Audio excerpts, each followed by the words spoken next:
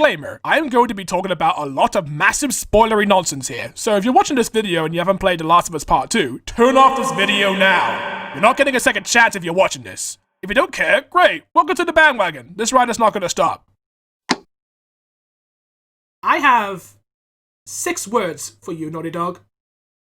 What the fuck have you done? The same studio that I grew up since 1995, that has delivered a string of great game after great game, that has maintained over quality over quantity. I hold them up to a high standard next to CD Projekt Red. Which saddens me greatly because The Last of Us Part 2 really made me rethink my life choices. I have never been more conflicted with a game, or a developer rather, in my entire life since Army Krog. With Army Krog, I had high expectations for it because I grew up with the Neverhood when I was a wee little skinny flipper back in the Windows 95 days, and seeing a brand new studio bring back what could potentially be a successor was enlightening for me at the time. But as soon as I got around to playing the game and making an entirely long video about it, that excitement soon turned into sheer disappointment. But hey, that's what I deserve, right? Having such high expectations can have that effect on people, and that can't be changed. The way the game is being marketed, the hype building up around it, and the long-ass waiting time for the game to be released can have those expectations being piled up. Which segues into how The Last of Us Part 2 is being treated right now. Okay, I'm not going to brag here, but I was completely correct in my assumption that the game was going to get review bombed on Metacritic. And then by the time, this game would probably get review bombed by people who have seen the spoilers stuff. That was a dumb joke. But that dumb joke apparently made its way out of my video and set up a new base of operations. The big question is, why is the game getting review bombed into such a Fallout 76 extreme? And there's a perfectly good reason for this. People are upset. People are angry with what has transpired within the game's story. The damage control so far has been nothing but hilarious to see.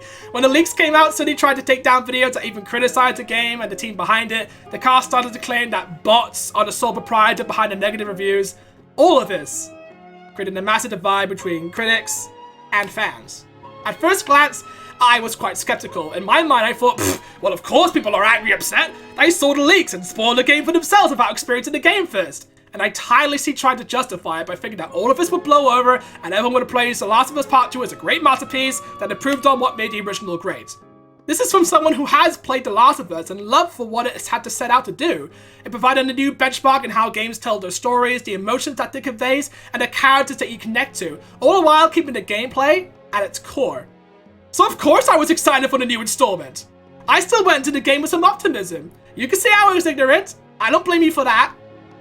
Especially since when I finally got my hands on the game and played through the whole campaign for 25 hours. There's a lot of shit I need to get off my chest, okay? First off, there are aspects of The Last of Us Part 2 that I will want to praise hands down. The environments are really pretty and stand out as a testament in how the power of the PS4 can be used to its full potential to render such beautiful scenery. The stealth gameplay never fails to show how intense close encounters can be, how you constantly have to be on the move to avoid being seen by enemies. And the music, once again, stands out in keeping the mood grounded and solemn throughout, keeping tabs on how strong the music was in the original. That's pretty much where my praises end. Everything else is just shit. The story is my main gripe out of all of this. Plenty of people have gripes with the story. At first, when Joel got killed off, to be honest, I got a little bit pissed. The scene caught me completely off guard, and I suppose that was the intention, to provoke this kind of reaction, which doesn't really add up when you play the rest of the game up to the halfway mark. The trailers for this game make you feel like Joel is alive in some way. Like he's not actually killed off, he's just got lucky and brushed his severe injuries aside like it was nothing. That's not the case here. This is deceitful marketing at play. Joel gets killed off by Beefy McBeefston, and now most of the time you see Joel is through fucking flashbacks, which feels like an anime cliche at this point. We gotta make it feel like Joel is still alive, yet when Tommy gets almost beaten half to death, he somehow miraculously survives a couple of months later. And when you finally get to that one scene where you think Joel might come back to life, turns out it was another character this whole time. Like, what the fuck? That is such a troll move. And it was at this point that I started forming questions in my mind of what I was actually playing through. Going back to the trailers, again, the whole game gave you the impression that you'd be playing entirely as Ellie throughout the majority of the game, which is great. I don't mind playing as Ellie. It serves the motive of Joel passing the torch to Ellie and what he taught her during such hard times of survival. However, the game just completely rips that away from you and expects you to play as Beefy McBeaston. You know, the same person that killed Joel. To understand why she killed him and why she's so mad at him and what he pulled in the last game. It's like a Metal Gear Solid 2 situation where you get to play as Solid Snake throughout the tanker incident, and all of a sudden, for no apparent reason, you plop right in there and all of a sudden you got to play as him now. That's what it felt like. Why am I just playing another person just so I can understand why she killed someone?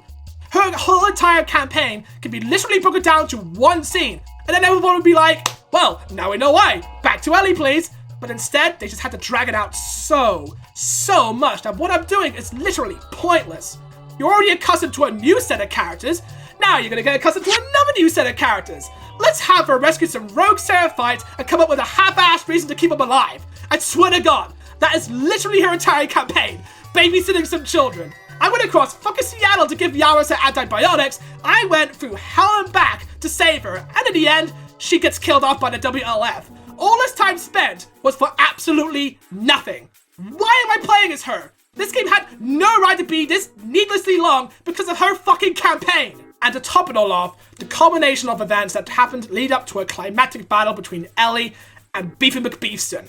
Makes sense from my point of view. Joel has killed people that Beefy has connections to, which sets forth her mission to kill everyone who has done her wrong, which in turn encourages Ellie to go on a quest for revenge, which in effect pisses Beefy off even further to track down Ellie and kill her. You think both of these characters have a final payoff, right? What will they both do when they finally have the chance to finish each other off? I mean, logically, they just let each other go. After all the shit that they've been through, after barraging through countless of enemies along the way to get to this point, we're just gonna end it at a stalemate so that we can have a possible third installment where they finish off the fight for real? Are you serious, Naughty Dog? Ellie's just gonna let her go after all of that, and that's how you end it? I suppose another problem I have with this game is that I have never felt any emotional attachment with anybody. I didn't connect with Jesse, with Dina, with Owen, with Mel, not even that Neil Druckmann lookalike.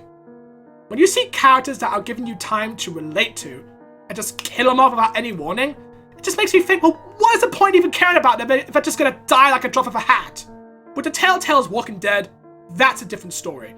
You care for Lee Everett, Clementine, and the other characters in the zombie apocalypse because they're engaging characters with personalities woven into them that stand out from one another. Exactly what makes it heart-wrenching when they eventually get killed off.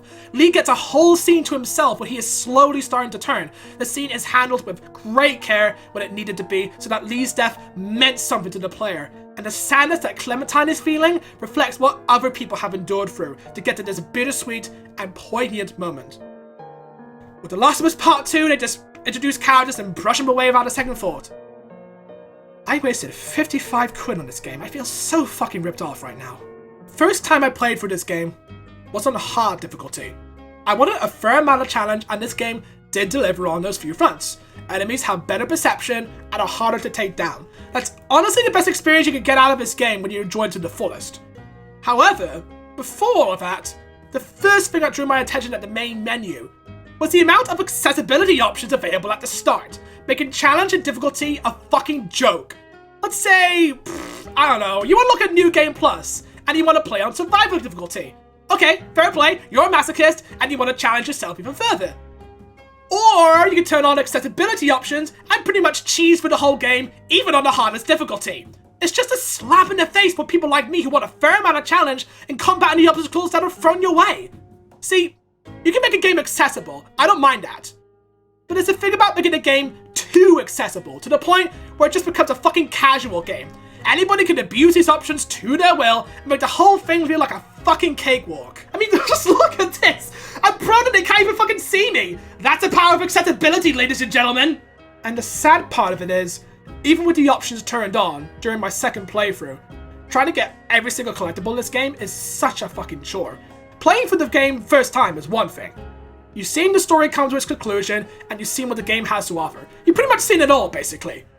Playing for it the second time, however, witnessing long and unskippable walking sections, conversations that block you from progressing through the game, in-game cutscenes that you had to wade through once again, all of this is just painful to go through again. I keep missing this one journal entry in this Jackson chapter, so I had to keep restarting it and shit just to get through all of that shit just to get to it. But in the end, do I really have the patience for this?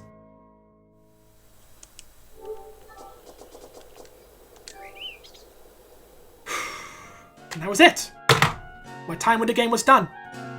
There was literally nothing else to motivate me into completing the game even further. I've never felt this conflicted about a game or a developer before. On the one hand, I appreciate a ton of work that went into crafting the game to the best it can be.